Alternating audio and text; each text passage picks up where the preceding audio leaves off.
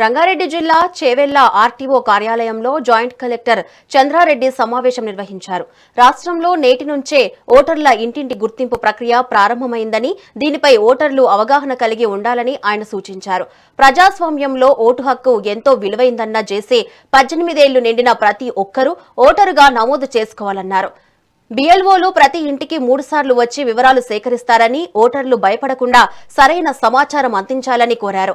మరణించిన వారి పేర్లను ధృవీకరణ పత్రాలు లేదా విచారణ తర్వాతే తొలగిస్తారని, ఈ ప్రక్రియకు ఆధార్ కార్డు తప్పనిసరి కాదని ఆయన స్పష్టం చేశారు.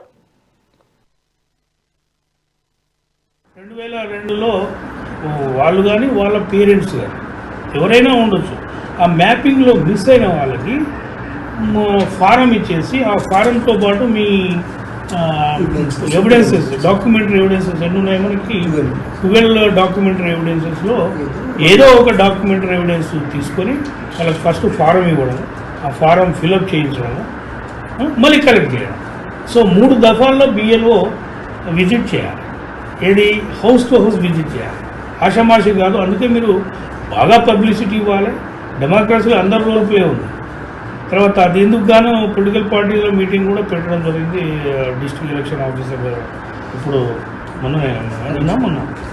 నిన్ననే మీటింగ్ పెట్టి చెప్పడం జరిగింది. బిఎల్ఏలు ఉంటారు కదా, బిఎల్ఏలు ప్రతి పొలిటికల్ పార్టీ బిఎల్ఏలను కూడా అపాయింట్ చేసి ఈ ప్రాసెస్కు సహకరించే విధంగా చేయాలి. అయితే ఇదంతా ఏంది, ప్రతి ఒక్క ఓటరు ఎలిజిబుల్ అయిన voter as on 1 October 2026 1 October 2026కు, అంటే ఇప్పుడు 18 years కాదు, 1 October 2026కి అతనికి 18 ఏళ్ళు నిండిన ప్రతి ఒక్క ఓటర్ను నమోదు చేయాలి. That is the target of this thing. So నమోదు చేసి అప్పుడు ఈ జాబితా ఇంతకుముందు కరెక్షన్ చేసి విడుదల చేస్తుంటాం కదా డ్రాఫ్ట్, ఇప్పుడు అట్లా కాదు. ఇప్పుడేంటి, ఇది ఫ్రెష్గా ఇప్పుడు వచ్చే రోల్ అనేది చాలా ఫ్రెష్ ఓటర్ లిస్ట్ అన్నట్టుగా. సో ఆ ఫ్రెష్ ఓటర్ లిస్టు, శుద్ధమైన ఓటర్ లిస్టు పబ్లిష్ అవుతుంది. 2002లో ఒక దగ్గర ఓటు ఉన్నట్లయితే ఇంకొక దగ్గర ఓటు ఉండడానికి ట్రై చేయొద్దండి. మీరు ఎక్కడ సాధారణ నివాసిగా ఉంటారో అక్కడే మీ ఓటు అన్నది ఎన్రోల్మెంట్ చేసుకోవడానికి, అదే ఇప్పుడు కొత్తగా ఇది ఇస్తున్నటువంటి ఎన్యుమరేషన్ ఫామ్లో అక్కడే మీరు నమోదు చేసుకోవాలి. ఓకే, అది 2 దగ్గరలో చేసుకున్నట్లయితే నెక్స్ట్ ఇమీడియట్లీ ఏంటంటే సాఫ్ట్వేర్లో మళ్ళీ సేమ్ ఆధార్తో మీ పేరు అనేది మ్యాచ్ అవుతుంది కాబట్టి దేశంలో ఎక్కడున్నా సరే అప్పుడు మీకు నోటీస్ ఇవ్వడం జరుగుతుంది. నోటీస్ ఇచ్చి చట్ట ప్రకారం మీ పైన చర్యలు తీసుకునేటువంటి అవకాశం ఉంటుంది. కాబట్టి ఓటర్లు అందరూ కూడా మీరు దృష్టిలో పెట్టుకోవాలా.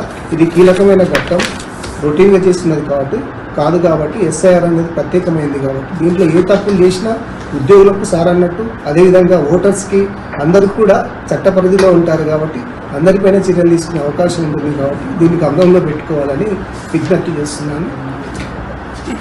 ఈ సందర్భంలో అన్ని పొలిటికల్ పార్టీలు మీడియా ద్వారా కూడా నేను కోరేది ఏంటంటే మీరు కూడా ఈ యాక్టివిటీ గురించి డైలీ కొంచెం బాగా అవేర్నెస్ కల్పించండి.